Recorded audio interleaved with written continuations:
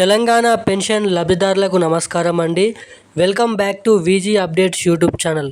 మనకి తెలంగాణలో ఉన్నటువంటి కొత్త పెన్షన్ల కోసం ఎదురు చూస్తున్న పెన్షన్ లబ్ధిదారులకి కొత్త పెన్షన్లను పంపిణీ చేసే క్రియలో మన రాష్ట్ర ప్రభుత్వం కసరత్తులు అనేది చేయడం అయితే జరుగుతుంది.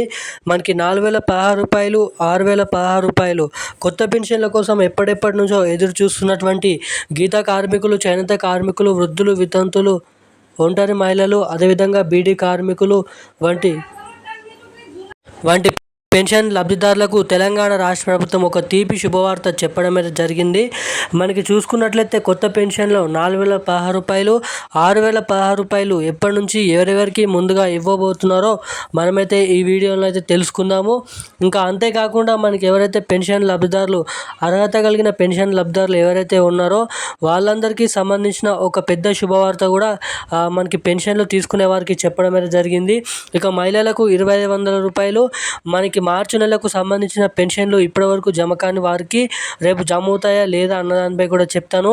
ఇక రేపు తెలంగాణ రాష్ట్ర వ్యాప్తంగా DTT పద్ధతి ద్వారా ఎవరైతే కొత్త పెన్షన్ల కోసం ఎదురు చూస్తున్నారో, మార్చి నెల కోసం పెన్షన్ల కోసం ఎవరైతే ఎదురు చూస్తున్నారో వాళ్ళందరికీ ఒక అదిరిపోయే శుభవార్త అనేది చెప్పుకోవచ్చు.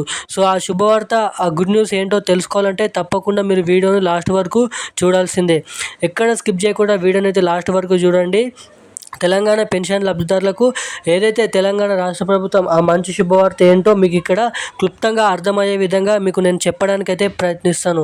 ఇక అదేవిధంగా మహిళలకు 2,500 రూపాయలు కొత్త రేషన్ కార్డులకు సంబంధించిన అప్డేట్ కూడా రాష్ట్ర ప్రభుత్వం విడుదల చేయడం అయితే జరిగింది.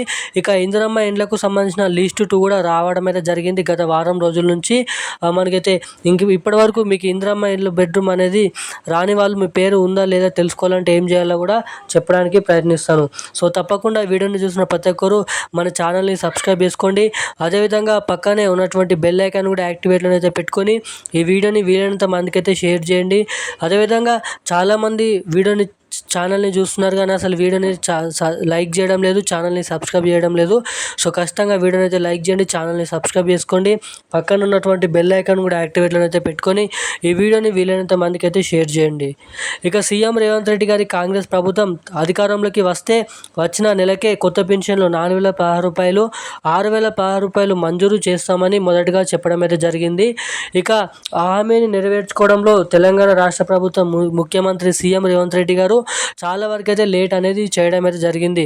ఇక నిధుల సర్దుబాటు అనేది చేసి మళ్ళీ తిరిగి రాష్ట్ర ప్రభుత్వంలో ఉన్నటువంటి పలు జిల్లాలలో కొత్త పెన్షన్లను పంపిణీ చేయాలని జూన్ చివరి వారం నుంచి లేదంటే జూన్ మనకైతే ఏదైతే 3వ వారం నుంచి ఈ కొత్త పెన్షన్లను విడుదల చేయాలని అయితే చూస్తున్నారంట.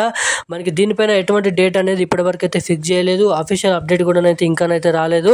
సో తప్పకుండా మరొక 4-5 రోజులలో దీనిపైన అఫీషియల్ డేట్ అనేది ఫిక్స్ చేసుకొని ఈ కొత్త పెన్షన్లను పంపిణీ చేస్తామని చెప్పడం అయితే జరిగింది.